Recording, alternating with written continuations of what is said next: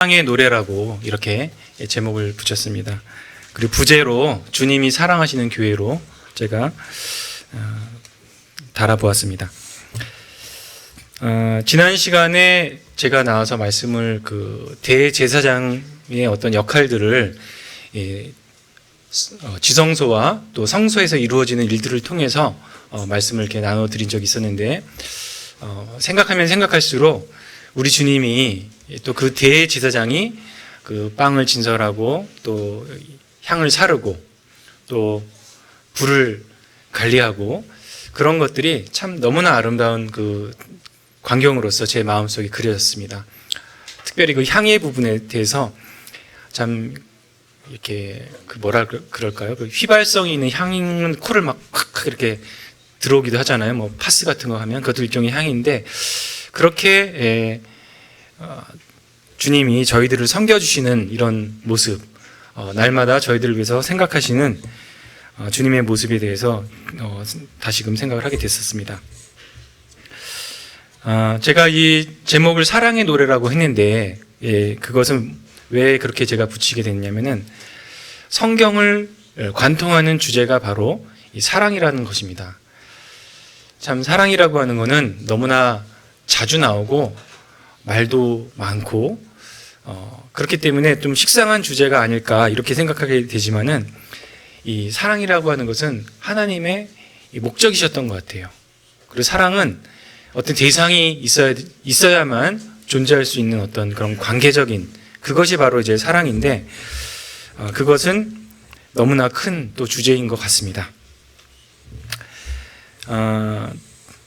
그러면 하나님께서 우리 인간을 사랑하실 때 그 원래 하시고자 하는 목적이라든가 이런 것들을 그 계획을 한번 형제 자매님들과 함께 나눠보고 싶습니다. 하나님께서 우리 인간을 만드시고 인간을 만드신 그 계획 그리고 앞으로 어떻게 하시려고 하셨던가 이것에 대해서 하나님께서는 이러한 계획이 있었습니다. 우리가 창세기를 보면은 그 새 인격이신 그 성부 성자 성신께서 성령께서 사람을 만들고자 하시는 그 계획을 저희들이 볼 수 있습니다. 그래서 이제 사람을 만드셨어요. 자, 그런데 우리 주님께서 지상에서 오셔가지고 인간의 그 구원하시고자 하는 것 그리고 구원의 그 결국 우리가 구원을 받아서 어떻게 되는 것인가에 대해서 말씀을 하셨는데 그것을 조금 추측할 수 있는 부분이 요한복음 17장 5절에 보면은 이렇게 기록이 되어 있습니다. 아버지여 창세전에 내가 아버지와 함께 가졌던 영화로서 지금도 아버지와 함께 나를 영화롭게 하옵소서. 우리 주님께서는 당신의 그 위치에 대해서 뭐라고 그러셨냐면은 창세전에 내가 아버지와 함께 가졌던 영화라고 이렇게 되어 있습니다. 영광, 영화, 글로리, 아름다움, 이 권세, 뭐 여러 가지의 의미가 있을 것 같습니다. 그런데 우리 주님께서는 아버지와 함께 그 영화를 누리는 그런 존재였다라고 하는 것입니다. 그래서 우리가 이 말씀을 통해서 볼 때 뭐냐면은 이 삼위일체 하나님께서 무엇을 하셨는가? 창세 이전에 인간을 만드시기 전에 이 세 분은 세 인격은 정말 긴밀한 그런 교제를 나누셨다라고 하는 것을 볼 수가 있습니다. 그리고 그분들은 너무나 아름다운 그 영화 가운데 계셨던 것을 저희들이 알 수가 있습니다. 그리고 이 세 인격은 사랑하시는 그 관계라고 말을 할 수가 있습니다. 우리 주님께서 아버지께서 나를 사랑하셨다라고 하는 것은 우리 주님이 여러 번 저희들이 그 요한복음에도 여러 군데 이제 나와 있습니다. 요한복음 15장 9절에 보면은 아버지께서 나를 사랑하신 것 같이 나도 너희를 사랑하였다 이렇게 이제 말씀을 하시거든요. 그래서 아버지와 아들 간에 또 성령님의 그 관계에 대해서는 그렇게 많은 말씀은 나오진 않지만 분명히 그 관계 내에서도 서로 사랑하시는 이 관계가 있었을 거라고 저희들이 충분히 추측을 할 수가 있습니다. 그래서 이 삼위일체 하나님께서는 그 가운데서 정말 너무나 아름답고 놀라운 교제와 사랑을 그 인격이 누리면서 충만하시면서 있었다라고 하는 것을 저희들이 추측을 할 수가 있습니다. 그러면 하나님께서 구원받은 우리에게는 무엇을 또 주시려고 하셨는가? 이것을 생각해 보면 그것 역시 요한복음 17장에 이렇게 기록이 되어 있습니다. 뭐라고 기록이 되냐면 21절에 보면 아버지여 아버지께서 내 안에 내가 아버지 안에 있는 것 같이 그들도 다 하나가 되어 우리 안에 있게 하사 세상으로 아버지께서 나를 보내신 것을 믿게 하옵소서. 이렇게 말씀을 하십니다. 내가 아버지께서 내 안에 내가 아버지 안에 아버지께서 내 안에 내가 아버지 안에 있는 것 같이 그들도 다 하나가 되어 우리 안에 있게 하사. 이렇게 말씀하셨거든요. 마치 이 관계도 굉장히 이해하기는 어렵지만 마치 아버지와 아들이 이렇게 두 팔을 딱 잡고 있는데 그 사이에 누군가를 이렇게 안고 있는 이런 모습이 생각이 나지 않습니까? 또 24절에는 아버지여 내게 주신 자도 나 있는 곳에 나와 함께 있어 아버지께서 창세전부터 나를 사랑하심으로 내게 주신 나의 영광을 그들로 보게 하시기를 원하옵나이다. 그래서 그 가운데에 너무나 놀라운 영화를 주시겠다고 누리라고 하시는 그 모습을 여기서 말씀을 하시는 것을 제가 이렇게 보게 됩니다. 참 놀라운 거죠. 우리는 어떤 자들입니까? 진토고 정말 죄인이고 불완전하고 죽을 수밖에 없는 이러한 저희들입니다. 그러한 저희들을 주님께서 우리를 높이셔가지고 우리 안에 하나님 안에 우리가 있게 되기를 바라신다는 것입니다. 그리고 그것에 대해서는 또 주님이 명백히 또 말씀을 하셨습니다. 우리 주님이 부활하셨을 때 이렇게 말씀하셨습니다. 예수께서 20장 17절에 요한복음 20장 17절에 예수께서 이르시되 나를 붙들지 말라. 내가 아직 아버지께로 올라가지 아니하였노라.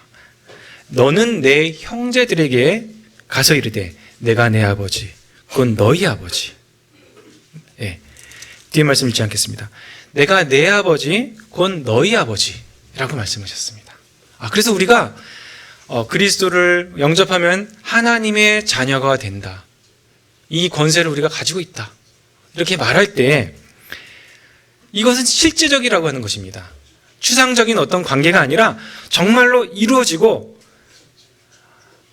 이 한국에서도 그런 게 있지 않습니까? 어떤 사람을 내가 너무나 좋아하고 어떤 아이를 내가 돌보고자 할 때 그를 나의 호적에 입양을 시키고 입적을 시킵니다. 이건 굉장히 중요한 것입니다. 그것을 통해서 나는 그의 아버지가 되고 그를 내가 책임지겠다라고 하는 이것인데 하나님께서 우리를 자녀로 삼으신다고 말씀하시는 것은 이것은 그냥 추상적인 관계가 아니라 실제적인 관계라고 하는 것을 저희들이 알게 됩니다.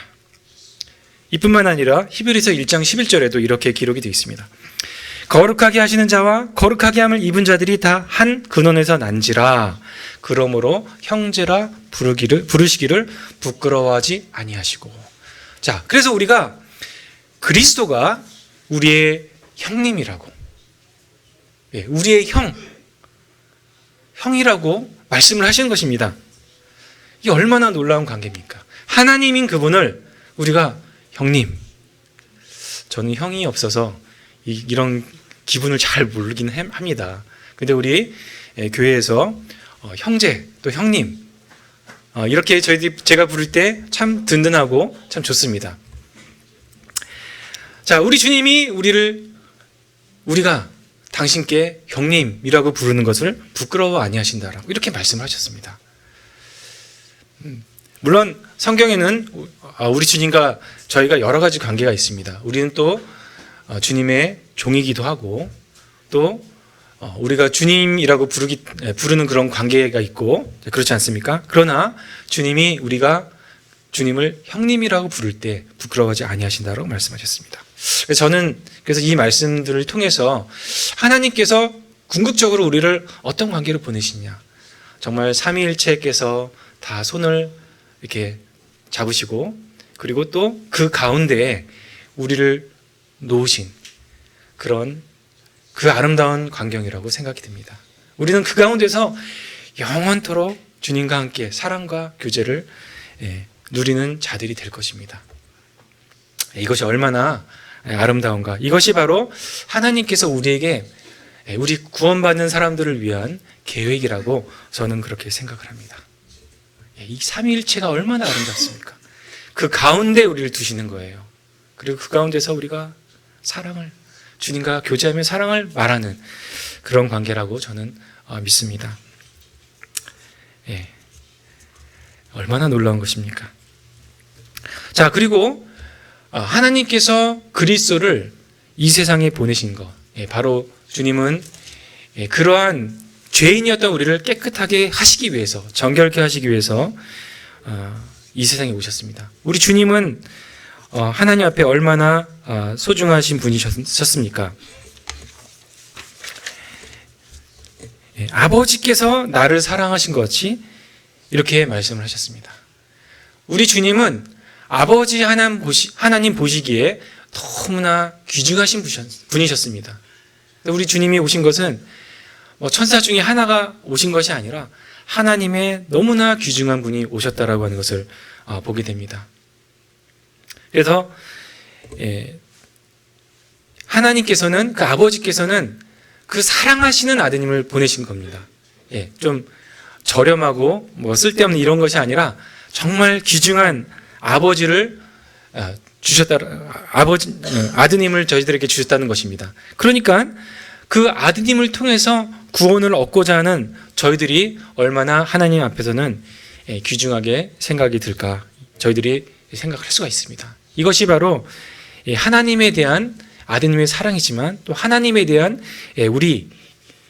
하나님이 인간에 대한 그 하나님의 사랑이라고 하는 것을 생각을 하게 됩니다. 그래서 저희들은 이 성경을 관통하는 큰 주제가 사랑이라고 하는 것을 저희들이 알게 됩니다.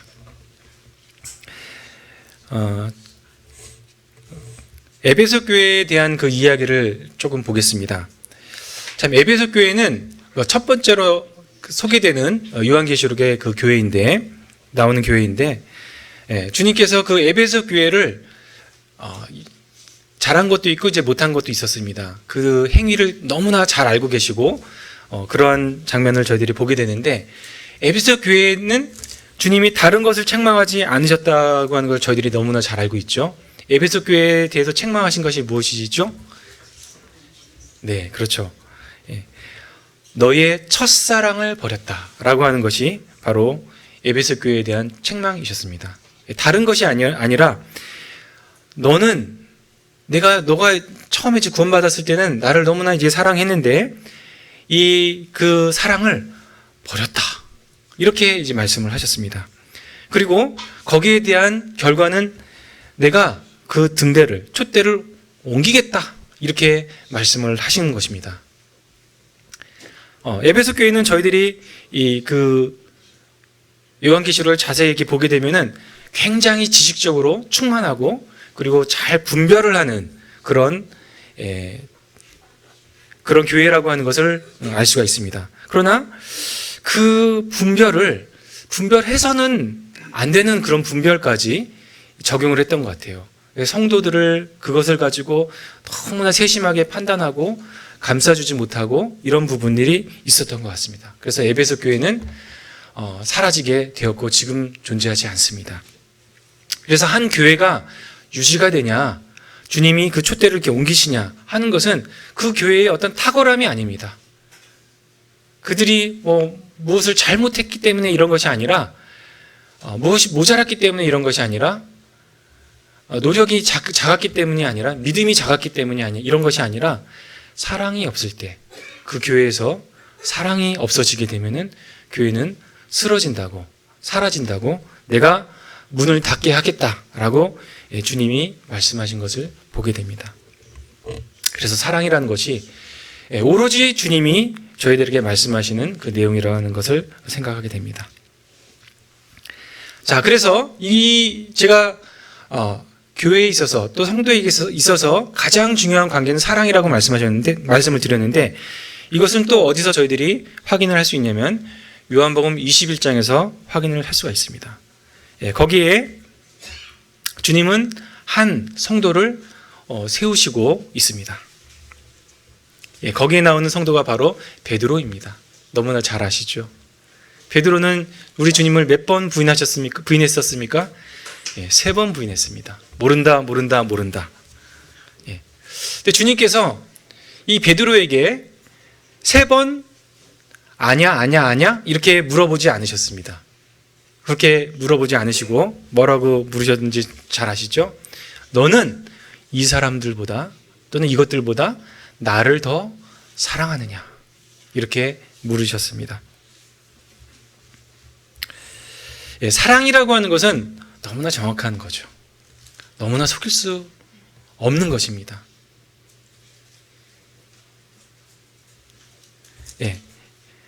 자녀들과 부모 관계에서 딱 눈치를 챌 수가 있어요. 제가 지금 나를 사랑하냐 안 사랑. 너무 또 공개적이게 돼서 좀 죄송합니다. 다 그렇잖아요, 일상이. 네, 그렇지 않습니까? 네, 자녀가 나를 존중하고 사랑하는지 안 사랑하는지, 부모님이 나를 사랑하는지 안 사랑하는지 우리는 다 압니다. 누군가 고백해 주셨네요. 부부관계에서도 마찬가지입니다. 저희가 나를 사랑하는지, 내가 사랑하는지 우리는 다 압니다. 그렇지 않습니까? 굉장히 세상적인 얘기지만 저는 잘 경험 안 해봐서 모르겠고 앞으로도 경험 안 하게 될 거지만, 부부관계 누군가 부정을 일으키고 또 바람을 피면은 딱 안다고 그러더라고요. 그걸 뭔가 달라졌구나라는 걸 안다고 합니다. 그래서 주님께서도 그래서 이 사랑이라고 하는 것은 정말 속일 수 없습니다. 우리의 전부를 다 요구하는 겁니다. 전부를 다 요구하고, 전부를 또 요구하고 또 이렇게 테스트하고 하는 이런 게 바로 이 사랑입니다. 속일 수가 없습니다. 주님께서는 어떻게 보면 그 불꽃과 같은 눈, 아마 이때는 그 불꽃과 같은 눈으로 베드로에게 말씀 안 하셨을 것 같아요. 정말 베드로를 너무나 사랑하셔가지고 너는 이 사람들보다 나를 더 사랑하냐, 이렇게 질문을 하셨을 것입니다. 너무 피하고 싶은 어떤 그런 장소였는지 모르겠습니다. 베드로가 뭐라고 대답을 했습니까? 내가 사랑합니다. 이렇게 대답을 했습니까? 그렇게 대답할 수가 없었습니다. 주님이, 내가 주님을 사랑하는 것을 주님이 아십니다. 이렇게 말을 했습니다. 우리 주님께서 우리 형제 자매님들 개개인에게 너는 나를 사랑하냐? 너는 나를 사랑하냐? 이렇게 물으실 때 우리는 뭐라고 대답하겠습니까? 형제 자매님들은 뭐라고 대답하시겠습니까? 그렇죠. 저는 이렇게 사랑합니다. 좀 웃어주세요. 네. 별 낯은 없지만 내 본성이 또한 주님을 사랑하는 것을 알고 있습니다.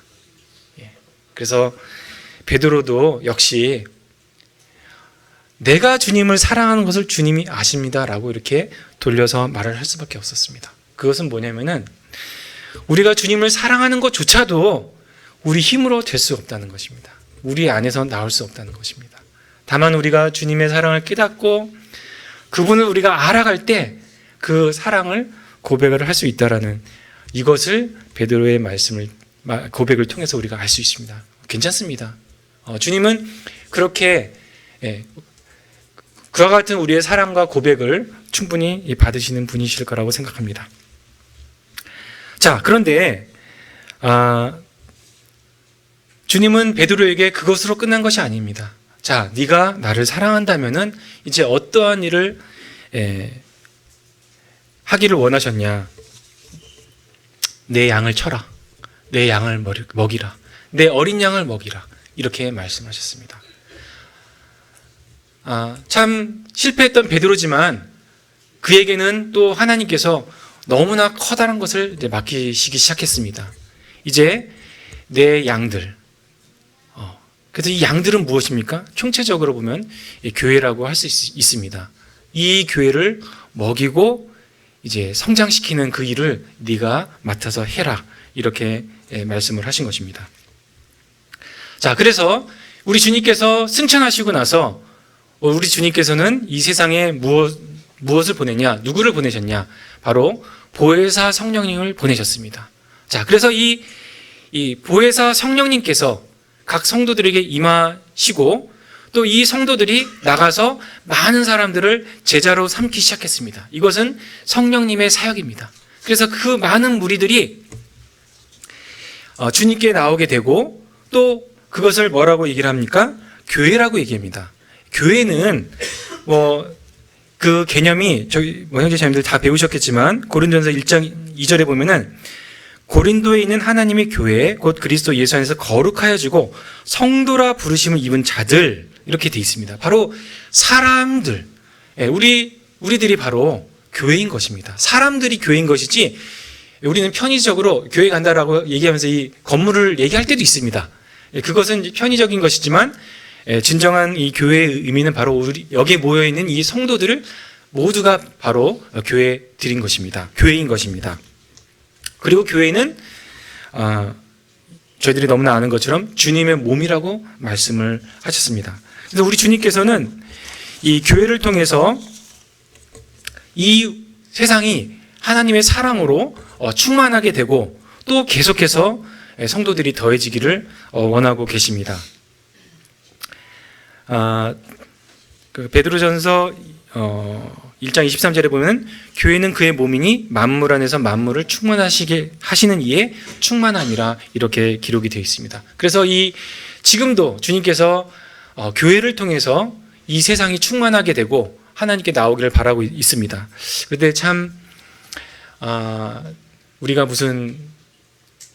지금 이제 한국의 그 시점에서 보면은 교회에 대한 평가가 그렇게 좋지는 않습니다. 물론 좀 악의적인 면도 있습니다. 어떤 그 악한 세력에 의해서 악의적으로 부정되고 이런 부분도 있고 오로지 그 부분만 또 많이 이렇게 매스컴에서 주목하는 면도 있습니다.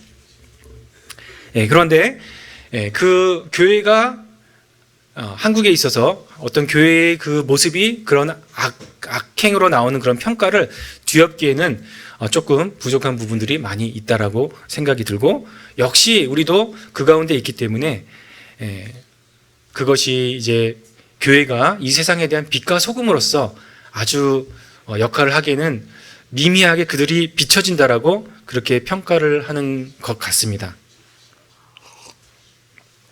네. 그래서 우리가 빛과 소금에 대해 소금처럼 정말 이 세상을 짜게 만들고 주님을 아는 지식 또 아는 주님에 대한 그 사랑을 이렇게 표현하게 되기를 이렇게 바랍니다. 저희들이 많이 부족합니다. 자, 이제 그렇게 우리 주님의 그 몸된 교회가 이 세상에 형성이 되는데 이 베드로서에 보면은 주님께서 베드로에게 분부하신 그 명령이 아주 잘 지켜지는 것을 또 바르게 지키게 하는 것을 이제 볼 수가 있습니다. 베드로전서 1장 22절에 보면은 이렇게 기록이 되어 있습니다. 우리 주님께서 베드로에게 사랑에 대한 너는 나를 사랑하느냐 이렇게 말씀하셨잖아요.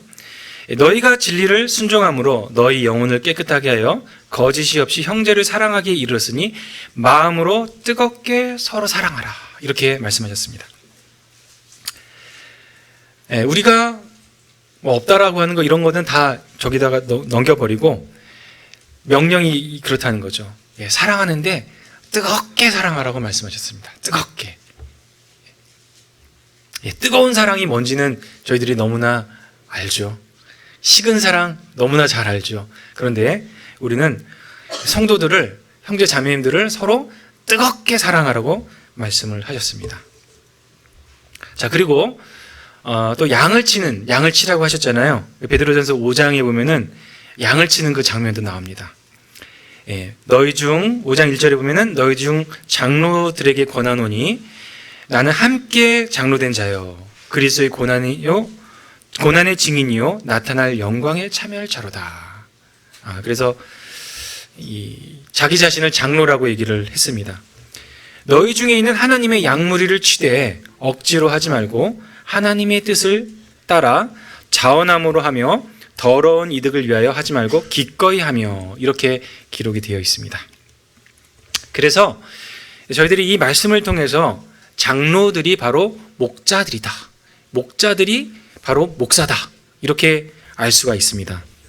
조금 더 이렇게 설명을 드리면은 그럼 목사님은 누구시죠? 네, 바로 목사님이 바로 이 장로들이고 목자들입니다. 성경에 한글 성경에 목사라고 표현되는 부분이 이제 에베소서 3장인가 이렇게 한 군데 나와 있는데 영어로는 그걸 패스터라고 하거든요. 근데 패스터가 뭐냐? 이게 패스처 하면은 그게 목장이에요. 소와 양들이 있는 거예요. 소와 양들이 있는 곳에서 돌보는 사람, 그분이 바로 패스처입니다. 결국 이제 목자와 같은 어원을 갖고 있습니다. 예, 그래서 이렇게 형성이 되는 겁니다. 그래서 교회가 있으면 그 가운데 주님을 경험하고 많이 장성하신 분들이 장로분들이 되시고 그 장로분들이 또 양무리를 이렇게 돌보고 치고 있습니다. 예, 저희들이 잘 보시고 있지 않습니까? 그렇게 되는 것입니다. 성경에서 그렇게 되어 있습니다. 그리고 4절에 보면 그리하면 목자장이 나타나실 때 시들지 아니하는 영광의 관을 얻으리라.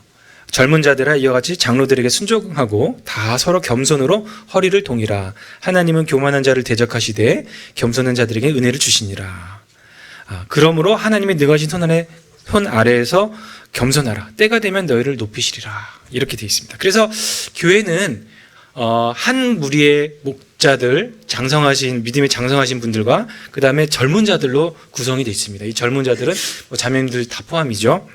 그래서 이 젊은 자들이 주님 안에서 순종하고 또 엎드리고 겸손하며 주님과 교제하게 될 때 이분들이 서서히 양들을 치게 됩니다. 자기도 모르게 영향력을 미치고 있어요. 그래서 성도들을 돕고 저 성도가 이럴 때 가서 도와주고 이렇게 말하자면은 그 발을 씻어주는 그 역할을 계속 하는 겁니다. 이렇게 발을 씻어주다 보면은 어느새 그 성도가 이제 전체 성도들에게 발을 씻어주는 그런 역할을 하게 되는 거죠.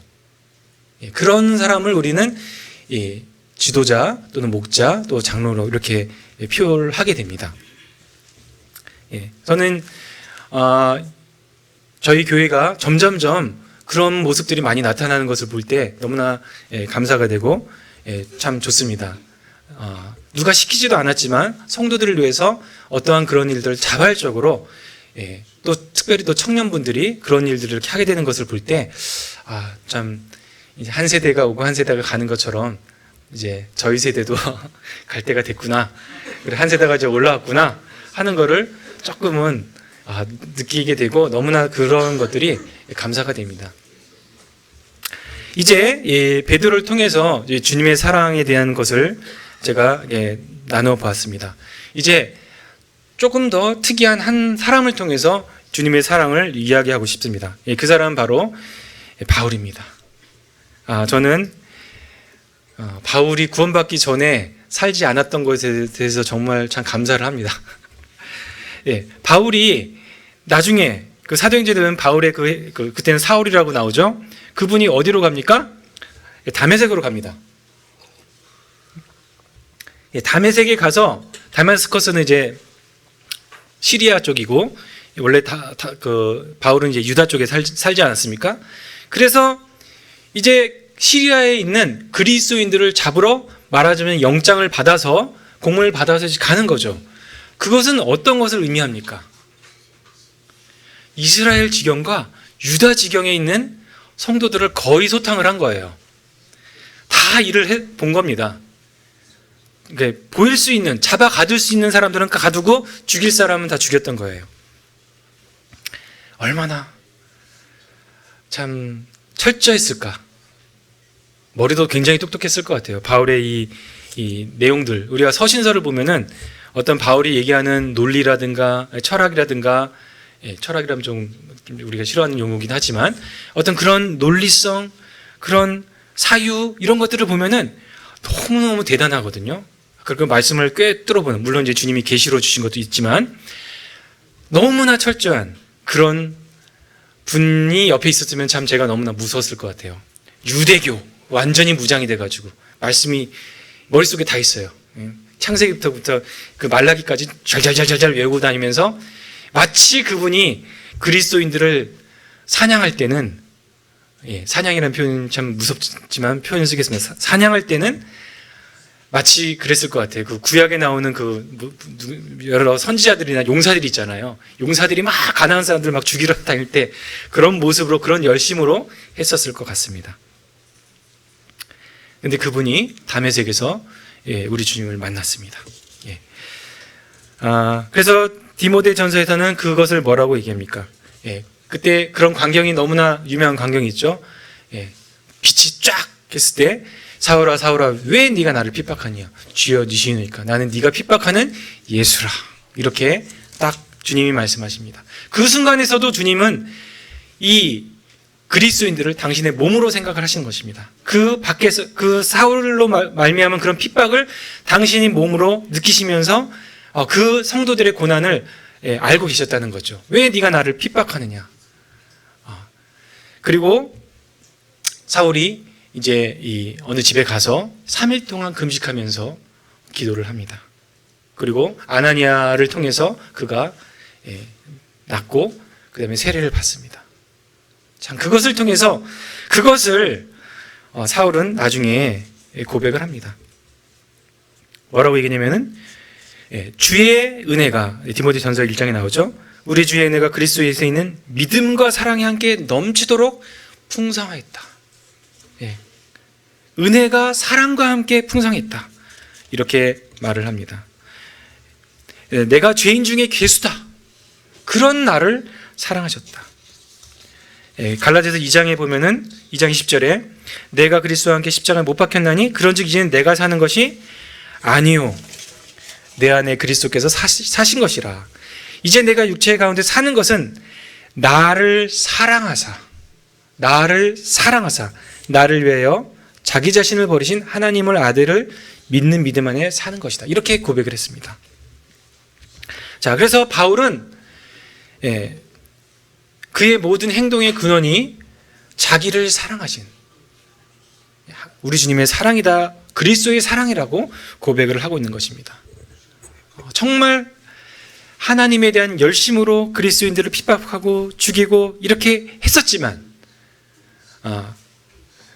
그러한 나를 불쌍히 여겨주셔서 사랑하시고 또 자기가 그렇게 저주했던 그 십자가, 그것이 바로 나를 위한 사랑이었구나 하는 것을 바울이 깨달았을 때 그는 하나님의 사랑을 전파하게 되었던 것입니다.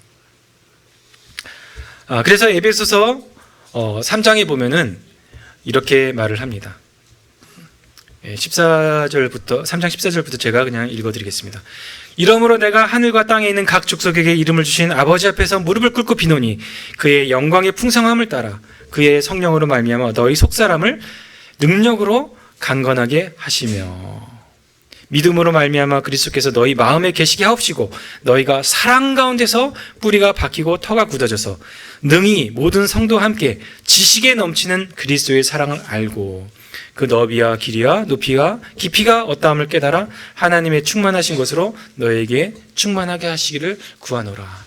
그래서 사도 바울은 우리의 영원한 숙제, 우리의 연구의 주제, 탐구의 주제가 뭐냐?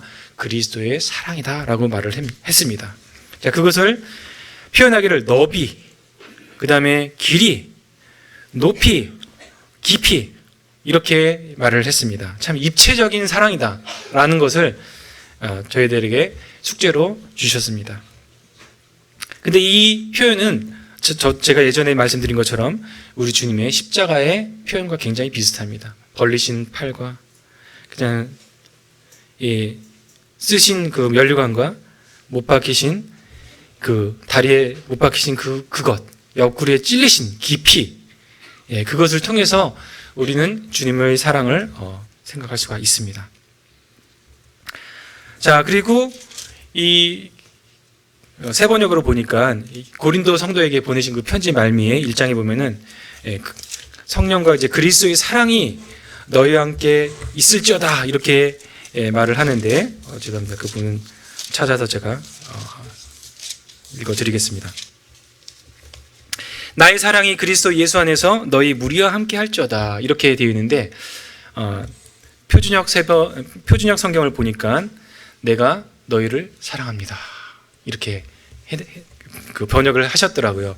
그 번역도 참 좋았습니다. 그래서 사도 바울은 이 고린도 교회의 성도와 참 그 여러 가지 문제도 많았지만 그들을 사랑한다라고 고백을 했습니다. 자, 그래서 이 교회에 있어서 가장 또 필요한 것 무엇이냐라는 것을 얘기하기 위해서 물론 그 근원을 이제 말씀을 드리는 거죠. 그래서 우리가 고린도 교회를 보면은 사도 바울이 여러 가지 그 말을 이렇게 하는 것을 볼 수 있습니다. 그리고 보통 책의 뒷부분에 가면은 이 결론에 이제 그 결론을 이제 말을 하지 않습니까? 근데 고린도 전서를 보면은 여러 가지 말씀들을 많이 합니다. 교회에서 성도들이 어떻게 해야 될 것인가, 교회는 무엇으로부터 보호를 받아야 되는 것이냐, 정체는 무엇이냐, 여러 가지 말을 하고 또 어떻게 섬길 것이냐, 은사에 관련된 부분을 얘기하면서 저희들이 너무나 잘 아는 뭐를 얘기합니까? 사랑에 대해서 얘기를 하고 있습니다. 가장 핵심은 바로 사랑이라고 말을 합니다. 어떤 말을 해도 고린도서 13장에 나오죠. 사랑이 없으면 그거는 그냥 소리라고 합니다. 이렇게 무슨 말을 해도 사랑이 없으면 소리라고 합니다. 어떤 비밀이라고 해도, 미스테리라고 해도 사랑이 없는 거라면 그거는 의미가 없다라고 말을 합니다. 어떤 구제에 있어서 큰 재물을 드리고 심지어 내 목숨까지 줘요. 쫙 주는데 사랑이 없으면 나한테는 아무 유익이 없다라고 말을 하는 것입니다. 그런 목숨을 버렸으니까 뭔가 있어야 되는데 우리가 이제 하늘나라 가서 받는 상이나 뭐 이런 거가 되겠죠. 근데 그것도 이로움이 없다라고, 사랑이 없으면 아무것도 아니라고 말을 하고 있습니다. 그래서 이 사랑이라고 하는 것은 모든 섬김의 목적이고 수단이고 또 동기, 이것이 바로 사랑이라는 것입니다. 우리 주님께서 사람들을 섬기심에는 가장 그것이 뭐냐면 사랑이 있었습니다. 그래서 바울은 이렇게 고백을 했습니다. 사랑은 오래 참는 것이고 친절하며 시기하지 않고 뽐내지 않고 교만하지 않고 무례하지 않고 자기의 유익을 구하지 않고 성을 내지 않고 원한을 품지 않고 불의를 기뻐하지 않고 진리와 함께 기뻐하고 모든 것을 덮어주는 것이, 이것이 사랑이라고 말을 합니다. 참 이 부분을 보면서 제가 드라마나 이런 건 자주 보지는 않지만 넷플릭스 이런 거 경험해 보시면 세상은 뭡니까? 다 그냥 원한을 갖는데 그냥 끝까지 원한을 갚아요. 용서가 없어요. 다 부시고 촥 하면 내가 승리자다. 원해서 그냥 탐심을 다 부리고 다 가졌다. 이렇게 하지 않습니까? 얼마나 세상이 타락이 되는가 하는 것을 보게 됩니다. 더 중요한 것은 우리가 보호를 받아야 된다는 거죠. 그런 것과는 상관없는 삶을 우리는 살고 사랑으로 이 세상을 정복을 해야 될 것을 주님께서 이제 말씀을 하는 것입니다. 얼마나 놀랍습니까? 그리스도인들을 때려잡던 그 바울이 사랑의 얘기를 하다니요, 친절하다고 말합니다. 무례하지 않다라고 말합니다. 그리스도인들을 묶을 때 얼마나 꽁꽁 묶었겠어요. 꽉꽉 무례하게. 근데 사도 바울은 지금 성도들에게 이 사랑을 말을 하고 있는 것입니다. 이거 자체가 얼마나 놀라운 기적인가 하는 것을 생각을 하게 됩니다. 그래서 이렇게 변화를 받은 사도 바울은 참으로 자기 그 영혼들을 위해서 너무나 간절하게 기도를 합니다. 심지어 유대인들의 구원을 위해서는 내 자신이 저주를 받아서 그리스도에게 끊어졌을지라도 나는 원한다, 이렇게 말을 했습니다. 그리고 또 어떤 그 영혼들, 빌립보서 3장 18절에는 이제도 눈물을 흘리며 말하는데 여러 사람들이 그리스도의 십자가의 원수로 행한다. 그것이 너무나 마음이 아프다는 것입니다. 제가 문득 그런 생각이 들었는데, 구원받지 않은 사람은 어떤 영적인 면으로 보면 어떤 사람들일까? 어떤 모습을 할까? 이런 생각이 들었어요. 그래서 요즘에 딱 좋은 그런 그 대상이 있더라고요. 어떤, 그게 있는데, 그게 뭘까? 이렇게 생각해 보니까, 좀비.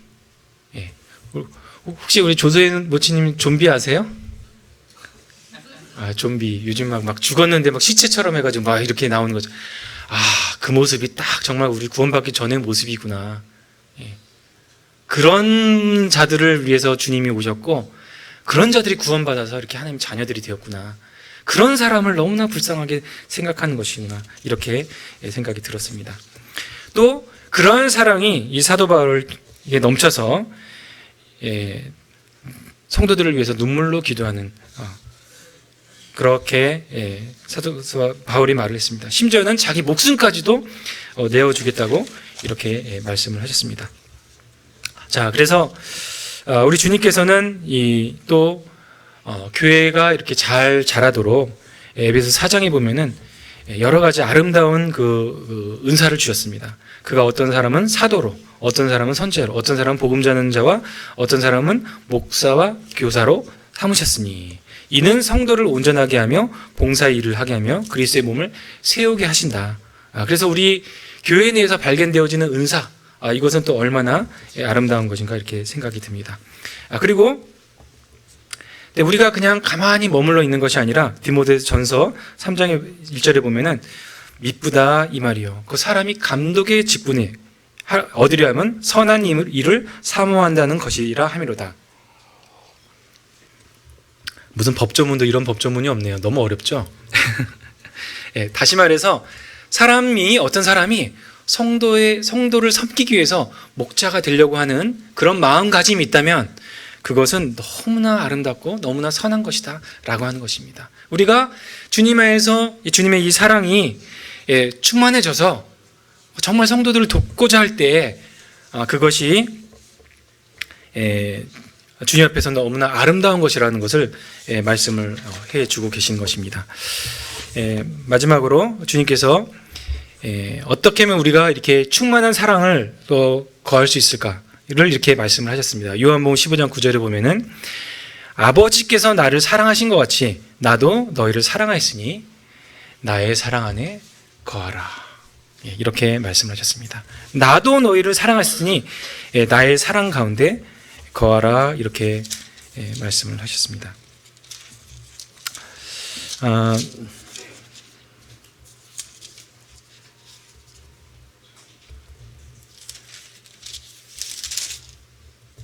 네, 주님께서 이렇게 말씀하실 때 우리의 대답은 이렇게 말을 해야 될 것 같습니다. 아가서 1장 8절 말씀 읽고 마치겠습니다.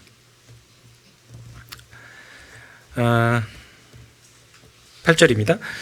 여인 중에 어여쁜 자야 내가 알지 못하겠거든 양떼의 발자취를 따라 목자의 장막 곁에서 너의 염소 새끼를 먹일지니라.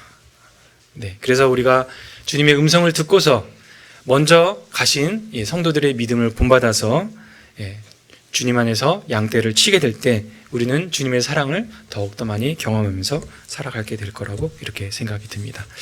너무나 넘치는 주제였는데 제가 숙제만 많이 드린 것 같습니다. 네, 감사하고 마치겠습니다.